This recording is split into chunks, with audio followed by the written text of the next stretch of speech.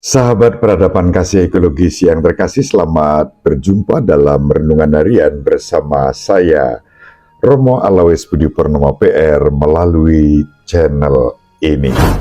Semoga panjenengan selalu sehat, tetap semangat tanpa sambat, dan selalu bahagia, kebahagiaan yang bersumber dari Tuhan Allah kita. Mari kita awali perjumpaan kita dengan bersatu di dalam doa.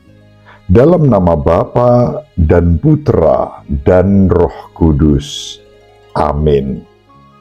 Allah Bapa Maha Mulia, Engkau telah menetapkan Bunda Putramu, Santa Perawan Maria, menjadi Bunda dan Ratu bagi kami, anak-anak-Mu. Kami mohon dengan rendah hati, semoga berkat pertolongan doanya, kami yang telah Kau panggil menjadi anak-anak-Mu, senantiasa bertekun dalam doa dan karya bagi sesama, seturut teladan Santa Perawan Maria, Ratu Surgawi. Demi Yesus Kristus Putramu yang hidup dan berkuasa bersama Dikau dan Roh Kudus, Allah yang Maha Esa, sepanjang segala masa. Amin. Dalam nama Bapa dan Putra dan Roh Kudus. Amin.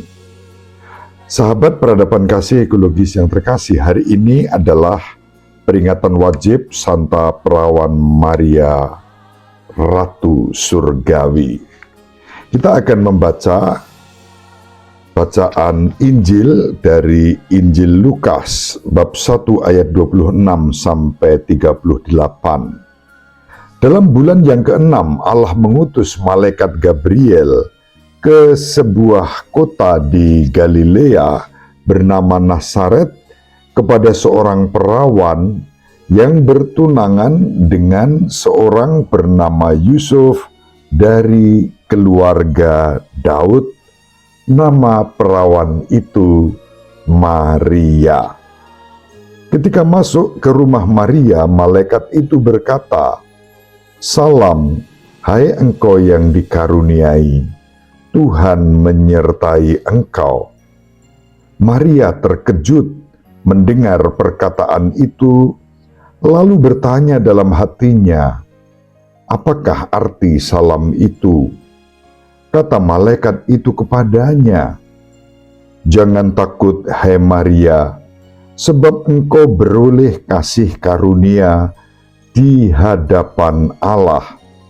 Sesungguhnya engkau akan mengandung dan akan melahirkan seorang anak laki-laki, dan hendaklah engkau menamai dia Yesus. Ia akan menjadi besar dan akan disebut Anak Allah yang Maha Tinggi. Dan Tuhan Allah akan mengaruniakan kepadanya tahta Daud, bapa leluhurnya.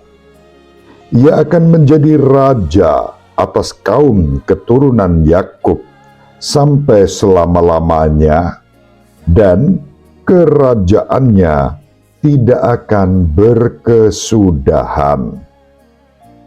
Kata Maria kepada malaikat itu, "Bagaimana hal itu mungkin terjadi karena aku tidak bersuami?" Jawab malaikat itu kepadanya, "Roh Kudus akan turun atasmu, dan kuasa Allah yang Maha Tinggi akan menaungi engkau. Sebab itu, anak yang akan kau lahirkan itu akan disebut Kudus, Anak Allah. Dan sesungguhnya Elisabet, sanakmu itu, ia pun sedang mengandung seorang anak laki-laki pada hari tuanya, dan inilah bulan ke-6 bagi dia yang disebut mandul itu. Sebab bagi Allah tidak ada yang mustahil." Maka kata Maria, "Sesungguhnya aku ini adalah hamba Tuhan, terjadilah padaku menurut perkataanmu itu." Lalu malaikat itu meninggalkan Dia. Demikianlah sabda Tuhan. Terpujilah Kristus. Sahabat peradaban kasih ekologis yang terkasih, sengaja saya memilih bacaan yang dipakai dalam peringatan wajib Santa Perawan Maria Ratu Surgawi. Peringatan Santa Perawan Maria sebagai Ratu Surgawi memang baru dimulai oleh Paus Pius yang ke-12, yaitu pada tanggal 31 Mei tahun 1955. Pembaruan liturgi yang diinginkan oleh Konsili Vatikan kedua menjadikan peringatan ini sebagai kelanjutan dan kesatuan misteri dengan hari raya Maria diangkat ke surga yang dalam tradisi gereja kita dilaksanakan pada tanggal 15 Agustus. Santa Perawan Maria tak bernoda sesudah menyelesaikan perjalanan hidupnya di dunia, telah diangkat melalui kemuliaan di surga dengan segenap jiwa dan raganya. Ia telah ditinggikan putranya, Sang Tuan Raja semesta alam, sebagai Ratu semesta alam, supaya secara lebih penuh Bunda Maria semakin serupa dengan Sang Putra, yaitu Tuan di atas segala Tuan, yang telah mengalahkan dosa dan maut. Kita bisa membaca secara jelas ajaran ini dalam Lumen Gentium artikel 59. Maka gelar yang diberikan kepada Ibu Maria sebagai Santa Perawan Ratu Surgawi itu bukan sekadar klaim, tetapi juga berbasis pada kitab suci. Gelar ini sejalan dengan kitab suci dan tradisi Kristiani yang merenungkan dan berdoa bersama Sang Perawan sebagai Ratu yang tiada bandingnya, yang diangkat dalam kemuliaan, yang kelembutan hati dan kebaikannya meneteskan kesegaran di hati kita dan menjadikan sebuah taman, tempat kerajaan bagi Hawa baru yang menunjukkan putranya, Raja segala zaman.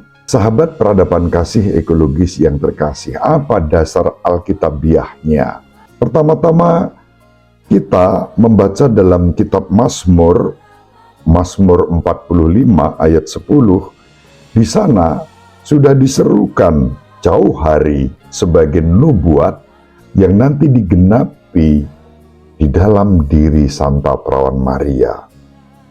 Mazmur 45 ayat 10 menyerukan, Sang Ratu berdiri di sisi kananmu, berpakaian emas dan berselubungkan warna-warni.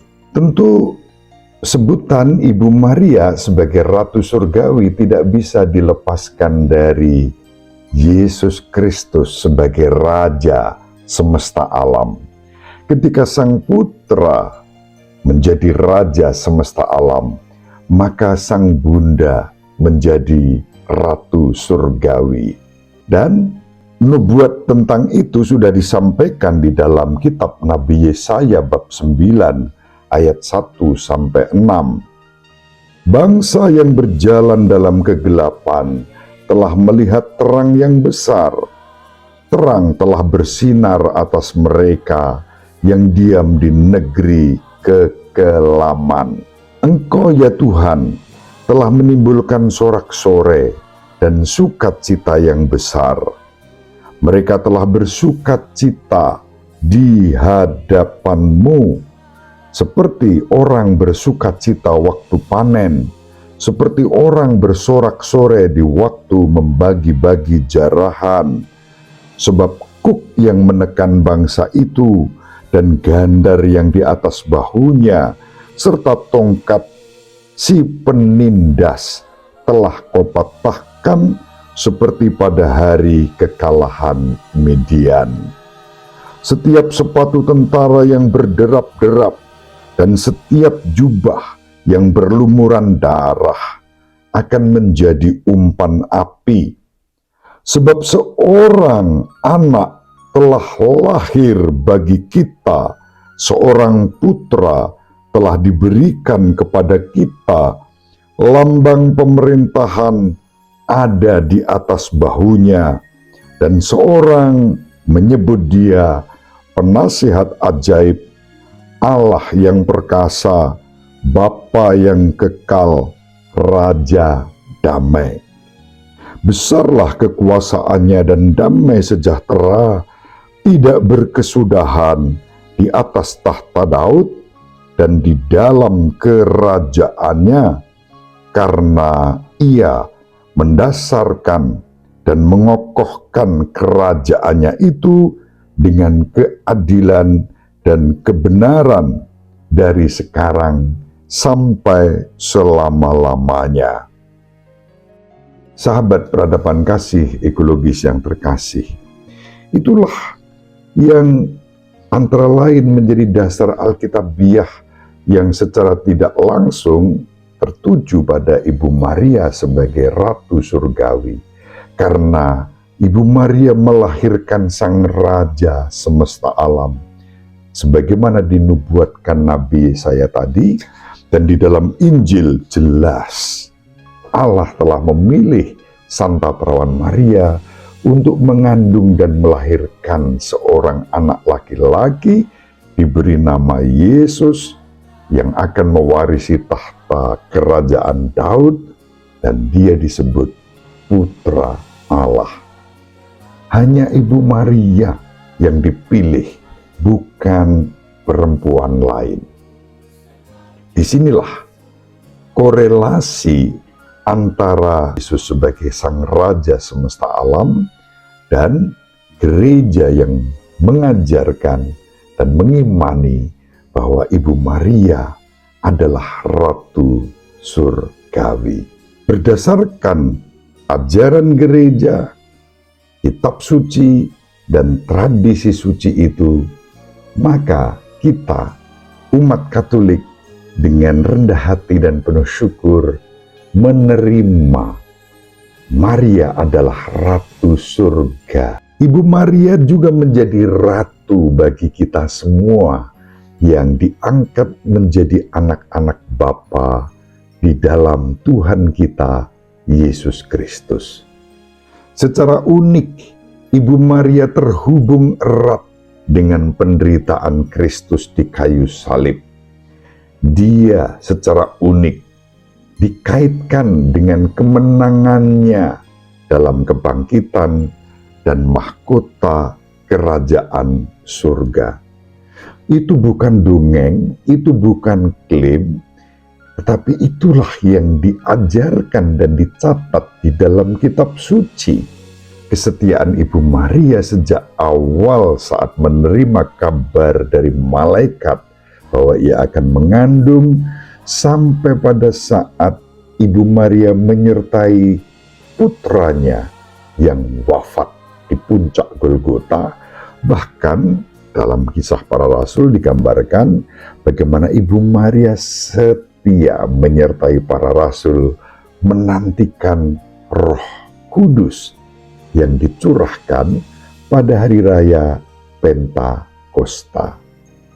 Ibu Maria punya peran yang sangat penting pada momen-momen tersebut, dan itu dicatat di dalam kitab suci. Tentu sesuatu yang naif kalau orang hanya mengatakan, kan tidak disebut langsung dalam kitab suci bahwa Maria dikandung tanpa dosa, bahwa Maria diangkat ke surga, bahwa Maria adalah ratu surga. Tidak eksplisit dikatakan begitu dalam kitab suci. Mana ayatnya? Naif. Klaim-klaim negatif seperti itu untuk mengingkari gelar-gelar Maria yang diajarkan oleh Gereja Katolik kepada kita. Jejak-jejak alkitabiahnya jelas, dan itu tidak bisa dibantah. Iman gereja bertumpu pada jejak-jejak alkitabiah itu. Maka sahabat peradaban kasih ekologis yang terkasih, mari kita menjadi anak-anak yang baik, bukan anak-anak yang memberontak, bahkan kemudian menghina, merendahkan peranan Ibu Maria yang sudah sedemikian vital. Tanpa Ibu Maria tidak akan pernah ada penjelmaan Putra Allah yang Maha Tinggi yang menjadi manusia dalam diri Yesus Kristus. Dan itu fakta historis yang tidak bisa diubah, karena itulah rencana Allah. Semoga kita juga diberi rahmat selalu taat seperti Ibu Maria yang dalam Injil digambarkan taat kepada kehendak Bapa melalui malaikat yang memberikan kabar bahwa ia akan mengandung dari Roh Kudus. Tidak jelas, tetapi Ibu Maria taat dan mengatakan, "Aku ini hamba Tuhan, terjadilah padaku menurut perkataanmu." Semoga ketaatan yang sama juga dianugerahkan kepada kita. Kerendahan hati, bukan baper, bukan marah, bukan kemudian merasa diri tahu segala-galanya dan menyingkirkan peranan Bunda Maria yang telah ditentukan oleh Allah sendiri bagi kita. Santa Perawan Maria Ratu Surgawi, doakanlah kami anak-anak-Mu. Ibu Maria dan Bapak Yosef selalu mendoakan kita. Semoga panjenengan semua sahabat peradaban kasih ekologis yang terkasih, bersama seluruh anggota keluarga dimanapun berada, dibimbing, dilindungi, dan diberkati oleh Allah yang Maha Kuasa, Bapa dan Putra dan Roh Kudus. Amin. Terima kasih, salam sehat, tetap semangat tanpa sambat, selalu bahagia, kebahagiaan yang bersumber dari Tuhan Allah kita. Salve, Shalom, salam sejahtera, berkah dalam.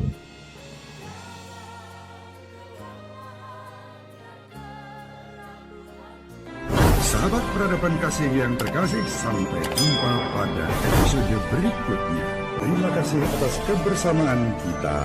Salam peradaban kasih ekologis, berkah dalam.